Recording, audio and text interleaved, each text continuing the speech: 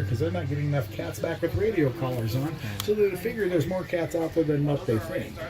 Yeah, the police have actually got a picture of a mountain lion. He and the saddle go falling to the ground. He gets up, runs 2.5 blocks up. The gentleman that had friends that came up here to the auction, he said his friends came up here to the auction. They had things lined up here on the sidewalk everybody could go look at and bid on. Well, one of the gentlemen went over and looked at this set of rubber boots, came back and asked his friend if he's going to bid on them rubber boots. His friend said, "No, thank you. I have a set of rubber boots at home." Now, folks, I'm going to get to the top of the hill over here. That is where Mount Moriah sits the boot. He's actually a real cowboy that comes to town by the name of Nate Love. He is a black cowboy. Comes in during the first 4th of July celebration. He wins all the wild horsing events here in town, and they give him the nickname of Deadwood Dead. Over here tonight, folks, Federal Courthouse built 1907. Access our post office today. You know, before they were built out of brick and stone, they were often built out of wood, and outside of every good Federal Courthouse was a hanging around here, as seeped into his coffin and petrified Wild Bill. I don't know if you folks know much about Wild Bill here, but I do have a little picture of him hanging on my bus. But his real name is James Butler Hickok. Born in Troy Grove, Illinois, May 27th, 18. Over 850 people buried in the Potter Fields. If your family was too poor to have you buried, they brought you up here, put you in the Potter Fields. You wandered into town, stepped on somebody's claim, got shot for claim jumping, nobody knew who you were. They brought you up here, put you in the... No.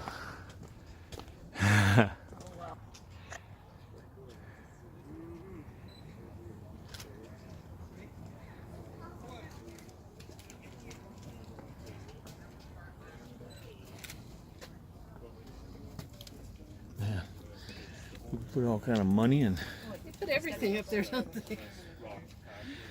bullets. Calamity Jane was only 47. Really? Get right here and get a picture of the front. Where are you guys at?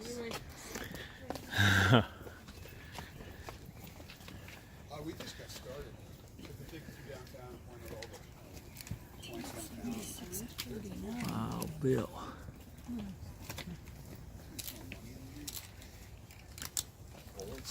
Well, Hey, read the sun.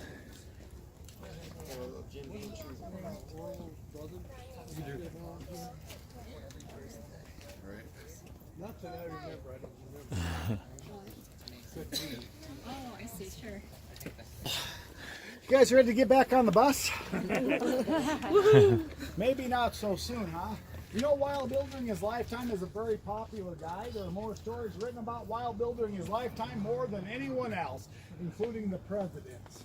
Reporters love to follow this guy around because he gives them something to write about. Yeah. Now, they say he's killed between 1 Reach in and get money. men. Quite a wide range of numbers there, huh? Yeah. We do know he's got 26 notches on one gun belt. Now, the reason the numbers get so far apart about the number of men he's killed is that all the stories written about Wild Bill are written by reporters who are writing stories for their newspapers for the folks along the East Coast who want to live the life of the Wild West. And what better way given by your story and your paper than to embellish it just a little bit? Now, that story of Rock Creek, Nebraska is coming in the way up, written by a reporter. In real life, he only kills 3 people there, but by the time the reporter's done writing a story for his paper, he's got the number all the way up to 9. So you see, it doesn't take long to get from 1 to 100. Now, the gunfight that gets his name out there as a gunfighter, the gunfight gets in with a fellow gambling buddy of his called Dave Tutt. This happens in Springfield, Missouri, and this is the first ever gunfight that happens out on a dusty street in the Old West. Wild Bill is playing cards with Dave Tutt. He ends up losing the pot. The Dave Tutt ain't got enough money to cover the pot, so he tells Dave Tutt, "I'm going to give you this pocket watch my daddy gave me. I plan on paying you the money I owe you, but whatever you do, don't be waving my watch around town telling people how you won my watch, or I'll shoot you."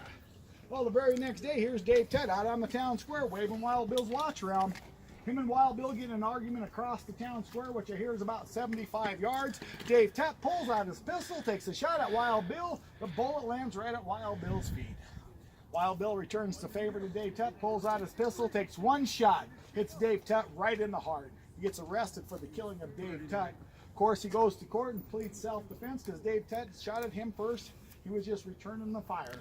A couple of Dave Tutt's buddies are in the courtroom telling Wild Bill, Dave Tutt wasn't trying to shoot you out there in the courtyard, he's just trying to have a little fun with you. He gets off on self-defense.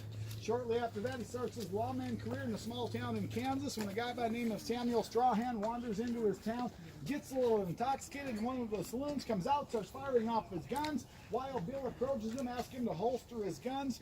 He does, but then he makes one small mistake. He decides to see how fast Wild Bill is at his quick draw. It's the last thing he ever does, folks. He never, ever gets his gun out of his holster. That is how fast Wild Bill was. To put that into perspective for some of you folks, that is faster than Clint Eastwood. By the time he is 24, shot and murdered in our town, making our town a little bit more famous. As you can see, Calamity Jane buried right beside Wild Bill. Her dying request, bury me next to the only man I ever loved, Wild Bill. While Bill, dying first, doesn't get anything to say about it, she gets her wish. Now, these two actually meet for the very first time on that wagon train from Colorado here to the Black Hills. You know, Wild Bill has just gotten married to his wife, Agnes Lake, and he's taking her out to Cincinnati for their honeymoon. He tells Agnes, I'm going to leave you here in Cincinnati with family. I'm going to go out west, and as soon as I find us a spot, I'll bring you on out. Well, he's been to the town of Cheyenne before. He loves that little town, so off to Cheyenne he goes. He loves to play cards, too. The first thing he does is to play some cards. He ends up losing all his money sitting there at the card tables in Cheyenne, and the sheriff of Cheyenne is just about ready to arrest Wild Bill for being a vagrant. Along comes Charlie Utter in the wagon. Well, Wild Bill knows Charlie. Charlie tells Wild Bill he's got a claim here in the Black Hills. If Wild Bill wants to come up and work the claim, Charlie will take wagon trains back and forth. They can just split the money. So Wild Bill jumps on the wagon train. The very next stop for the wagon train is Fort Laramie, and the captain of the fort wants all the prostitutes and the ladies out of the fort. Along with all the prostitutes is a little lady that looks like a guy, dressed like a guy, drinks like a guy, cuts like a guy. It's Calamity Jane. Her and Wild Bill get along just great on this wagon train because Wild Bill's got a keg of whiskey and these two drinks all got the devil on them. But she didn't want anybody to condemn her for what she'd been in the past. She thought she beat them all to the punch. Now she comes to town at the age of 14. By the time she is 16, she owns her very own brothel. Before she is done, she has one here in Deadwood, Leeds, Spearfish, Dalfouche, and Rapid City.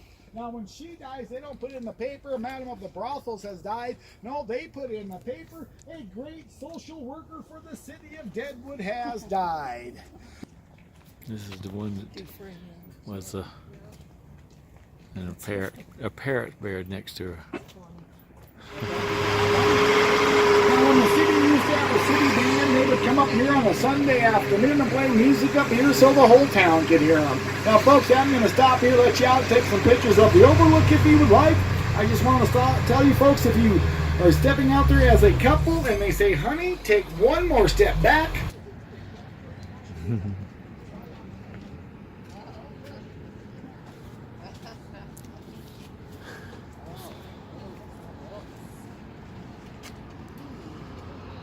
Man, it is a nice overlook of Deadwood. Yeah. Look at that. I don't know if it's a hotel or what it is down there at the balcony and the Yeah. sweeping flags. It's pretty.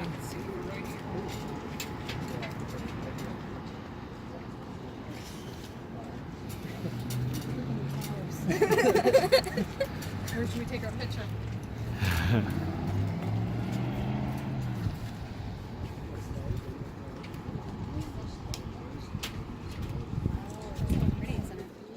Pine trees, the aspen, and the grass. That's all from a fire back in 1959 that did all that over there.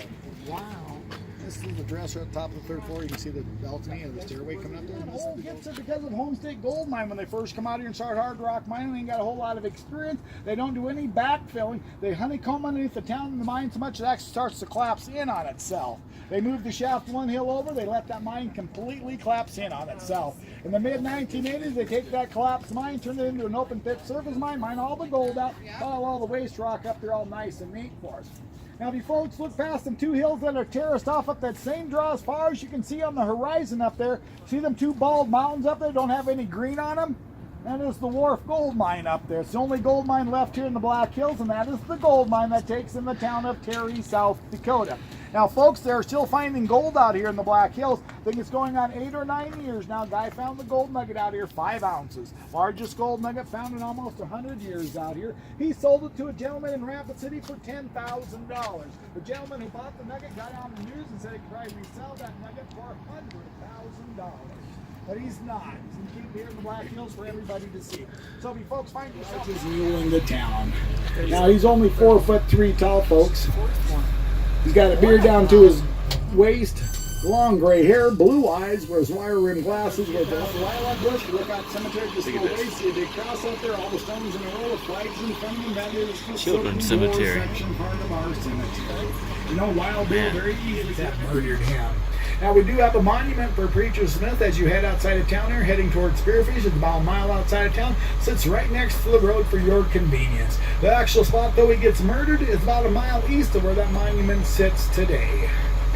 And like I said, folks, straight across the road. In the first year working their plane, they take out of their plane over $5,000.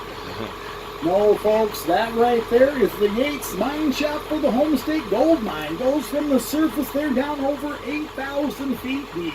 When Homestake was up and running, their plans to take that to 10,000 feet deep. Now, my friends who worked up at the Homestake were lucky enough to go that deep in the mine. If you want to say going 8,000 feet down on the ground is being lucky, they told me when you get that deep in the ground, the rock down there is about 140 degrees. That's just the rock. Now, if they don't have fresh air pumped in, they don't have to work down there. You know, you can take 1 ounce of gold, heat it up, and stretch it over 5 miles. I'll stop here for a picture for you, sir. But you folks know that every satellite that goes into outer space has gold in it.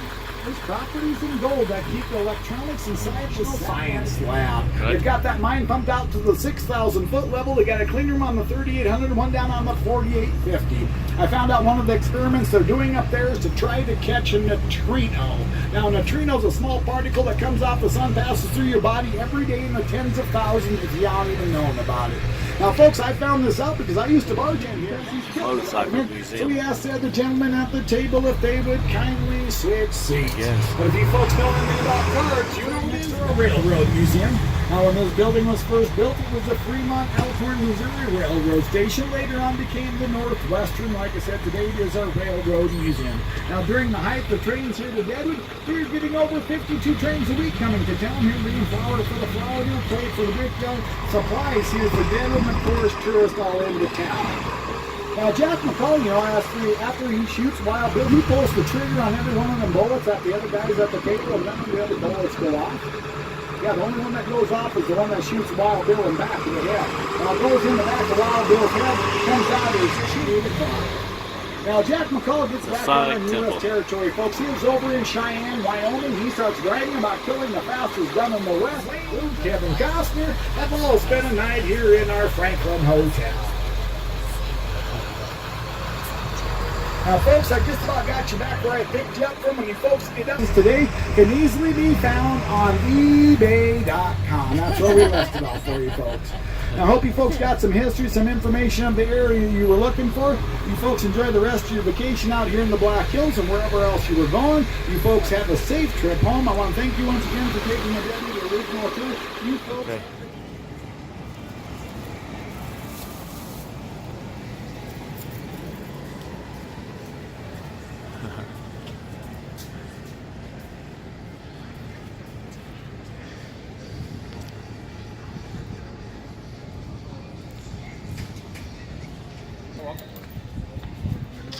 So when we You walk find back some to out? the car,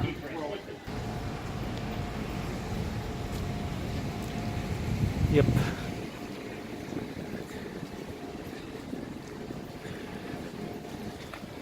So we're going into saloon number 10, 1876. For a gunfight, right? and ones. Yep.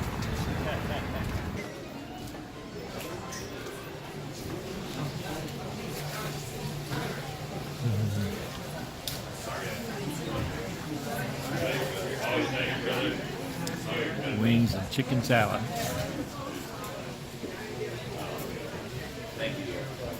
They brought him up here on the 12th of July of 1876. Yeah, he got here, played cards. He's only here 3 weeks, by the way. This game took place on the 2nd of August. For 3 weeks, to look what it did to the tourist trade. Now, if he would have got shot in Omaha, you folks are... Oh, you wouldn't be there. You get the idea. Hey, folks! Welcome to Deadwood! Yeah, welcome to the old style, saloon number 10. This is the only museum in the world with a bar in it. I know. You know that's why I hang out here. I love museums. Tough crowd. Well, anyway, I know why you're all here today. You're going to watch me play some cards, right? All right, well, I'm going to do that for you. First, let me introduce the friends I'm playing with today. Charlie Rich, come on out. Charlie Rich, gambler from Cheyenne. Come over here, Charlie.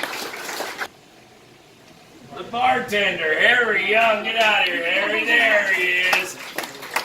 All right. Well, like I said, I'm going to play some cards for you. First, I'm going to tell you a little bit about myself. I am James Butler Hickok. Folks nowadays, well, they all like to call me Wild Bill. You know, I was born in Troy Grove, Illinois in 1837. Quick, how old does that make me? 39, exactly right. Good job. When I was just a kid, I worked on the family farm there in Troy Grove, and well, I had a lot of spare time on my hands. And with that spare time, I decided I'd work on my shooting. And I got real good out there too, shooting at small game and targets and such. So good, in fact, by the time I was 12 years old, I was winning marksman competitions. Oh, everybody knew who I was, and they knew I could shoot.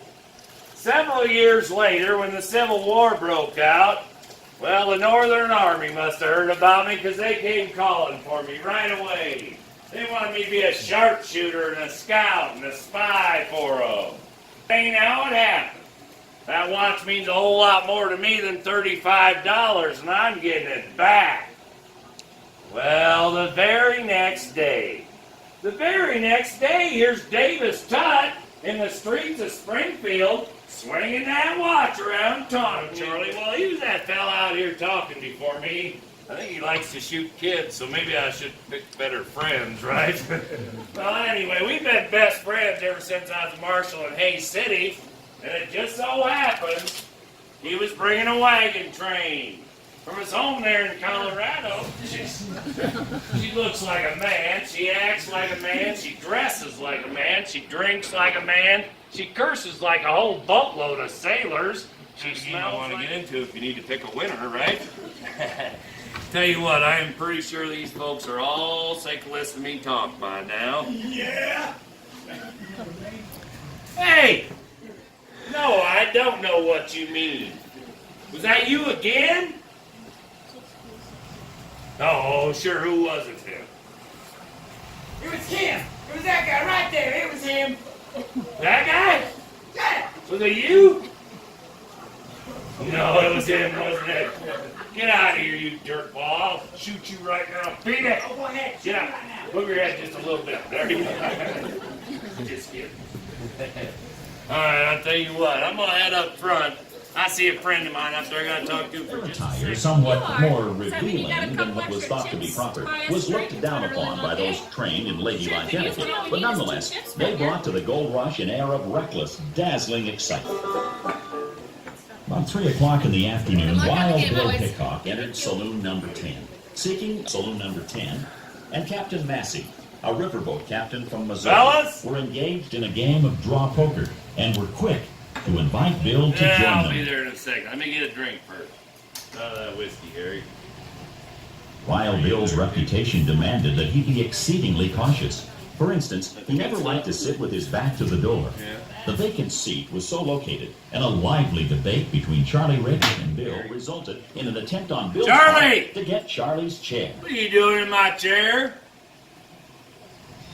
What do you mean I can't have it? You know I sit there, Charlie. Get out. Bill was not given his request, and grudgingly, with great Ah, hesitation, Charlie! took the empty chair. But after a few minutes, he stood up, and again asked Charlie for his chair. Dang it, Charlie. I can't sit here and you know it. Now get out of that stinking chair. Bill didn't win this argument either, and on this rare occasion, he settled down, sitting with his Fine, back to I'll the take door. your money and then I'll take your Worry chair, and so Charlie. kept Bill alert. the matter with All this guy, moving to be a Carl? left-handed drinker, Alright, leaving I his need the right cards. hand I'll deal free them to out. handle his pistol. 5 card draw. As unpredictable as card games are, Bill found himself It's gonna be a long quickly day losing for to you Massey, guys. who lost to Bill the night Short before. day, I guess how you look at it. Bill asked Harry for $15 worth of Alright, can I pocket get checks. $15 from you, Harry Harry? brought them over to Bill and returned to the bar and his Bring these duties. guys out. Alright, thank you. Appreciate that. Soon, a shifty drifter known as Jack McCall entered the saloon. Bill quickly turned while drawing his gun. Recognizing McCall as a newcomer to town, he greeted him with a friendly, Howdy, Jack. then reholstered his gun That kid was and in resumed here the last game. night playing. I can't believe he came Jack back today. slowly circled the table, pausing briefly behind each player Pay no and mind to him. analyzing each He's hand. just a kid, Captain. Forget about it. He must have lost 200-300 last night. All right, I believe it's your bet, Carl. How many of them you can put in there? There was a friendly argument between them, and Wild Bill remarked, Holy smokes, what are you, 3? You in there for 3? Oh, Upon Captain, returning you might as well to put them all in Wild there. I'm going Bill, to take them from you suddenly Jack anyway. You know McCall- that, right? Yeah. Take that, dang you! The bullet struck Bill in the back of the head, coming out his left cheek and lodged in Captain Massey's left arm. It was discovered soon after the cards Bill was holding were aces and eights, forever known as the dead man's hand. All fled the saloon except Carl Mann, who was held at bay by McCall. Jack snapped the trigger of his gun several times. It failed to fire. He then ran out the door and up the street. He was found hiding in a building behind a butcher shop. Later on in the day, he was tried in a miner's court. The jury, being tainted and influenced by a deceitful defense, found McCall not guilty, and he was released. This decision not only outraged the judge, but also the general populace. McCall left the camp in haste. Upon reaching supposed safety in Wyoming, he began bragging of his ignoble deed. Word of this reached the U.S. Marshal, who tracked McCall down, arrested him, and sent him to Yankton to be tried again in Dakota Territory. It was determined, since the first trial was held in Indian Territory, that it was not legal. McCall was found guilty and hung for his cowardly crime. He was buried in an unmarked grave on the edge of town.